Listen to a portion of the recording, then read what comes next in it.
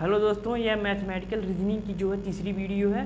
दो वीडियो में हम लोगों ने कॉन्सेप्ट को सीखा और जो है सवालों को भी लगाया, लेकिन इस वीडियो में हम लोग समझेंगे कि मैथमेटिकल रीजनिंग में जो है कौन सा सवाल एग्जाम में पूछा जा रहा है, ठीक है। और जो है ऐसे ही एग्जाम में पूछा जाएगा, ठीक है। तो यहाँ पर देखिए पहला क्वेश्चन है और पहला क्वेश्चन कह रहा है कि ए तथा बी की कुल आयु बी तथा सी की कुल आयु से 12 वर्ष अधिक है। बताइए सी ए से कितने वर्ष छोटा है। यहाँ पर 4 ऑप्शन है, इसी 4 ऑप्शन में एक ऑप्शन सही है, उसी ऑप्शन को बताना है, ठीक है। तो यहाँ पर ऐसे सवाल जो हम लोग मान के लगाएंगे, ठीक है। तो देखिए जो है सबसे पहले मानेंगे कि जो है ए, ठीक है, यहाँ पर लिख देंगे क्या, माना, ठीक है, क्योंकि जो है ऐसे सवाल जो है मान के ही लगाए जाते हैं। तो माना ए बी सी की आयु, ठीक है, ए बी सी की आयु यानी कि एक कैपिटल में है तो इसको जो है इसका मानेंगे, यानी कि ए बी सी की आयु जो है स्मॉल ए स्मॉल बी स्मॉल सी है, ठीक है। अब देखिए प्रश्न के अनुसार जो प्रश्न में कह रहा वैसे करेंगे, ठीक है। तो यहाँ पर लिख देंगे प्रश्नानुसार, ठीक है, प्रश्नानुसार।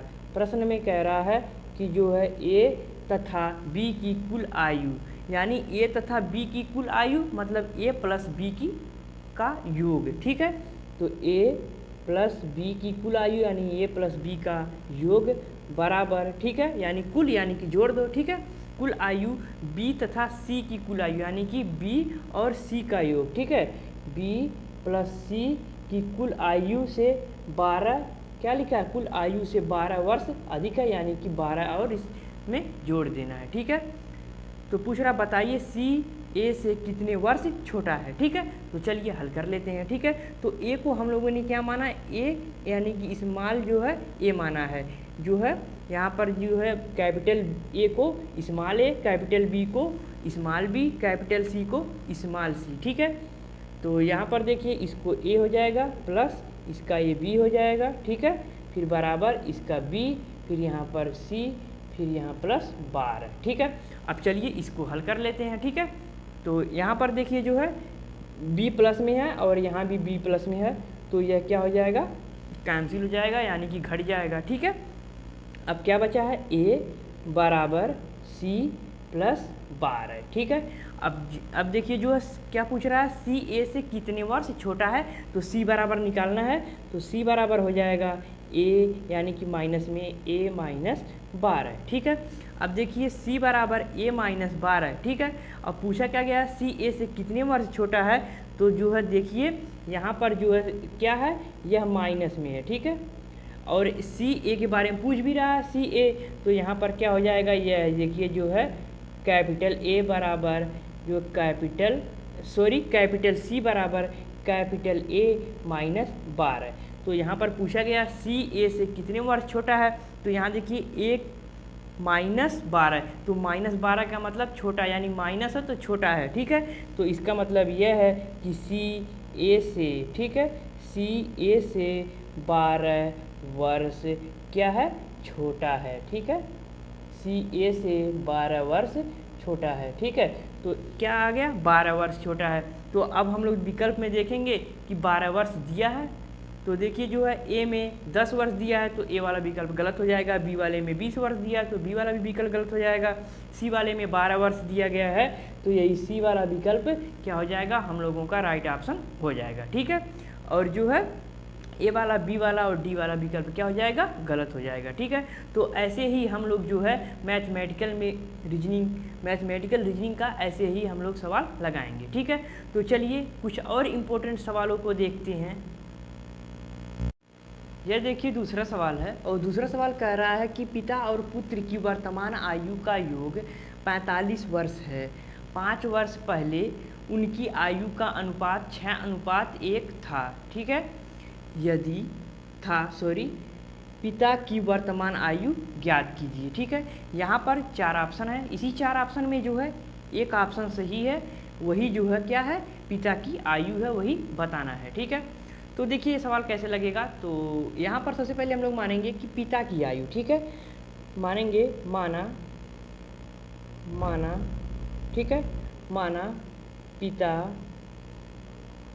की वर्तमान माना पिता की वर्तमान आयु क्या है, यक्स है। ठीक है, पिता की वर्तमान आयु जो है यक्स है। ठीक है, अब उसके बाद जब पिता की जो है वर्तमान आयु यक्स है तो उसके बाद अब जो है पुत्र का देख लेते हैं। ठीक है, तो पुत्र की आयु जो है यानी कि इनका योग। ठीक है, तो या तो जो है पिता में प्लस जोड़ दो, ठीक है, या जो है पुत्र में माइनस घटा दो। ठीक है, तो वहीं पर जो है क्या करेंगे, पुत्र में जो है माइनस घटा देंगे। ठीक है, तो यहाँ पर देखिए जो है तो तब ठीक है, यहाँ पर हो जाएगा जो है यहाँ पर पुत्र की वर्तमान आयु। ठीक है, तब पुत्र की वर्तमान आयु हो जाएगा 45 माइनस यक्स। ठीक है, या जो है पिता में प्लस 45 कर दो या जो है पुत्र में माइनस कर दो। ठीक है, तो जो है पुत्र में जो है 45 माइनस कर दिए क्योंकि यहाँ पर योग दिया गया है। ठीक है, फिर उसके बाद कह रहा है कि 5 वर्ष पहले उनकी आयु का अनुपात 6:1 है। ठीक है, था 5 वर्ष पहले उनकी आयु का अनुपात जो है 6:1 था। ठीक है, तो यहाँ पर आप प्रश्न के अनुसार यानी कि प्रश्नानुसार, ठीक है, प्रश्नानुसार यहाँ पर क्या कह रहा है कि 5 वर्ष पहले यानी कि जो है 5 माइनस। ठीक है, तो यहाँ पर सबसे पहले क्या करेंगे, जो है किसका अनुपात दिया गया है 6, तो 6 किसका अनुपात है, पिता का अनुपात हो, तो सबसे पहले जो है पिता को लिखेंगे, तो पिता का यक्स है तो 5 वर्ष पहले यानी कि 5 घटा देंगे। ठीक है, उसके बाद जो है यहाँ पर देखिए बराबर में अनुपात दिया गया है, तो अनुपात का मतलब जो होता है भाग, तो 6:1 यानी कि 6/1। ठीक है, अब यहाँ पर देखिए ऊपर सबसे पहले क्या है, पिता का है, तो पिता के सामने क्या हो गया, पिता। ठीक है, अब जो है पुत्र के सामने पुत्र, तो 1 अनुपात पुत्र का है, तो अब पुत्र का लिखेंगे, तो पुत्र का 45, ठीक है, माइनस यक्स, और 5 वर्ष पहले तो -5। ठीक है, अब देखिए ये हो गया।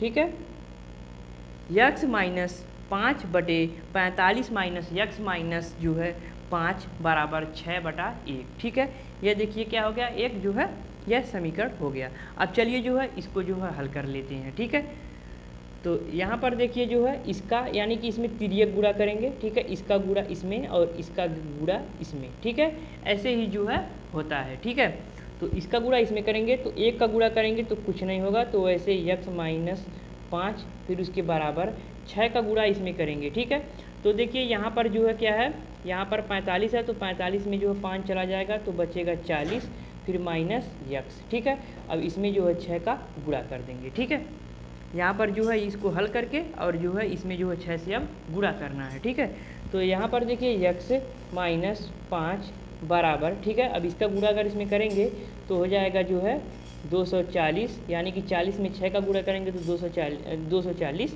ठीक है, फिर माइनस 6 का गुणा यक्स में करेंगे तो 6x। ठीक है, अब चलिए इसको हल कर लेते हैं। ठीक है, तो यहाँ पर देखिए यक्स है तो यह 6x इधर आएगा तो प्लस हो जाएगा 6x, और जो 240 है यहाँ पर यह जो है -5 इधर जाएगा तो +5 हो जाएगा। ठीक है, अब देखिए इसको जोड़ेंगे तो 7x बराबर 240 में 5 जोड़ेंगे तो 245। ठीक है, अब उसको यक्स बराबर लिखेंगे 245 और बटे जो है 7।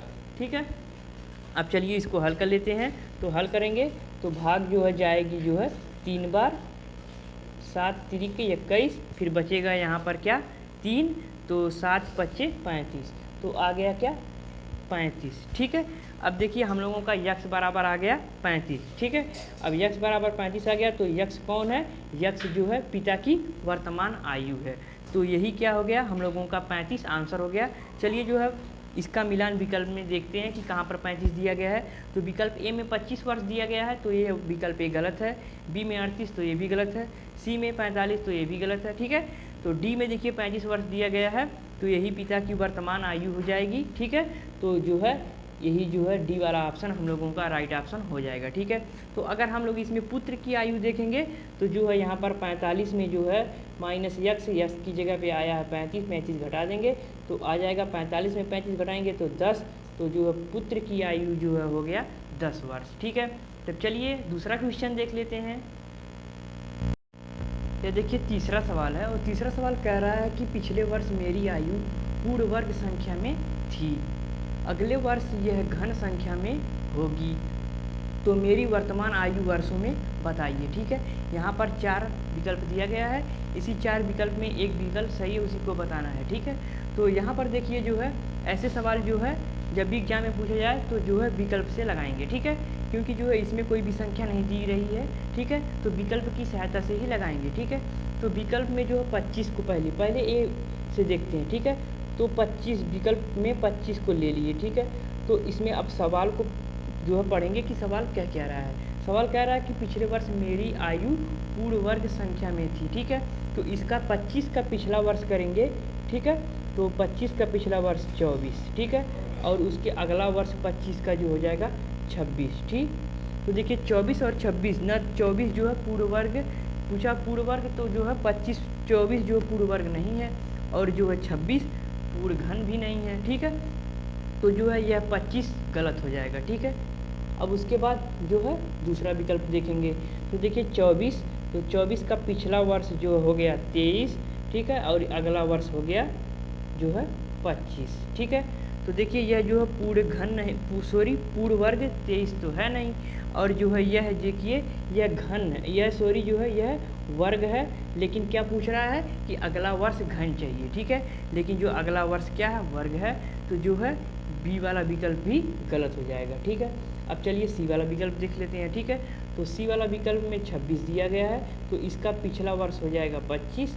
ठीक है, और इसका 26 का जो है अगला वाला वर्ष हो जाएगा 27। ठीक है, अब चलिए इसको देख लेते हैं। ठीक है, तो देखिए जो है 25 जो है किसका वर्ग है, तो 25 5 का वर्ग है, और 27 जो है यह क्या है, 3 का घन है। ठीक है, तो सवाल में पूछा गया है कि जो है पिछला वर्ष जो है पूर्ण वर्ग था, तो यहाँ पर जो है पिछला वर्ष पूर्ण वर्ग है 5 का वर्ग। ठीक है, उसके बाद कह रहा है कि अगला वर्ष जो है मेरा घन हो जाएगा, तो देखिए जो है अगला वर्ष जो है यहाँ पर यहाँ पर देखिए जो है वर्ग लिख दिया हूँ, तो यहाँ पर क्या हो जाएगा 27, यानी कि 3 का जो है घन। ठीक है, तो देखिए जो है अगला वर्ष जो है घन भी हो जा रहा है। ठीक है, तो यही जो है 26 ही जो है उसकी वर्तमान आयु होगी। ठीक है, तो ऑप्शन सी यानी कि जो है इसकी जो है वर्तमान आयु 26 है, तो ऑप्शन सी हम लोगों का जो है राइट ऑप्शन हो जाएगा। ठीक है, तो इसी प्रकार से मैथमेटिकल रीजनिंग के सवालों को हम लोग लगाएंगे,